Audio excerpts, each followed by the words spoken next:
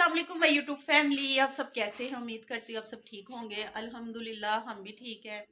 काफ़ी देर बाद व्लॉग बनाने का दिल किया है, शुरू किया है। वो भी इरम ने क्या है कहती कि थोड़ा जब व्लॉग भी बना लीए। क्यों भैन की याद आई अज व्लॉग दी?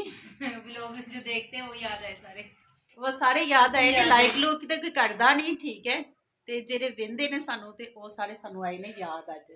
रमजान स्टार्ट हो गया माशाल्लाह से सबको, हमारी तरफ से रमजान मुबारक सबनू ते रोजे मुबारक ते अल्लाह करे कि सब दियां अल्लाह ताला इबादतां कबूल करे ते रोजे कबूल करे, आमीन। अच्छा आजो।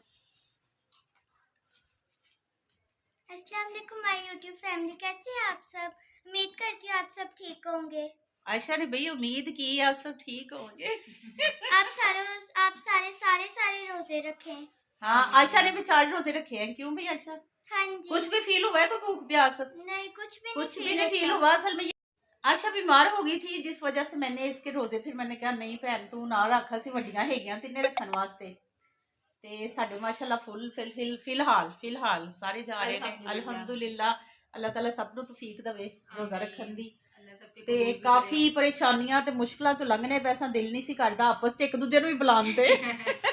आज देखा एक दूसरे को, सोचा व्लॉग भी स्टार्ट कर लेते हैं। आहो ते व्लॉग की बनाना सी, दिल नहीं सी करदा कि एक दूजे नूं ही बुला लईए। ते तुहाडे सब लई दुआ ने, अल्लाह ताला सब नूं खुश रखे, आबाद रखे ते किसे दे सदके सानू भी आमीन आमीन आमीन। वाकई पता नहीं बोलेगी, पता नहीं किसकी दुआ कबूल हो जाए, कौन खुश नसीब हो जिसकी वजह से दूसरों के नसीब खुल जाए। हाँ जी अल्लाह खैर करेगा। तो जी अफतारी साडी हो गई है। जेरे भांडे थोड़े बहुते बचे ने है पै ने, बकाया पैन उत्ते लगे। खूबसूरत जगह है जहाँ पे हम सहरी भी करते हैं, अफतारी भी करते हैं। अफतारी और सहरी हमारी और तरफ माशाल्लाह से नमाज इशा और तरावी और फजर यहीं पे पढ़ते हैं। यहीं पे पढ़ते हैं अल्हम्दुलिल्लाह अल्हम्दुलिल्लाह।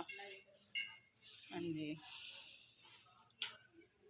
ते गर्मियां आ गई, अजे पखे स्टार्ट हो गए ने, अपने पखे लगन लग पे ने। तू किथे चली है? मैं ये बर्तन ऊपर लेके जाने लगी हूँ।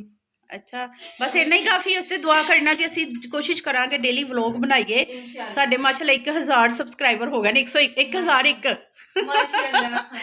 ते हुण कदी वेखण भी लग पैन ना, अपना वाच टाइम भी पूरा हो जाए। हले 500 वाच टाइम होया, 4000 होना है तो फिर चलो ऐ वे कि साडी भी कोई अर्निंग स्टार्ट हो जाएगी। ते हाँ ते अल्लाह खैर करेगा इंशाल्लाह ताला। ओके जी, दुआ में याद रखिएगा, अपना ढेरों ढेर ख्याल रखिएगा। अल्लाह हाफिज़।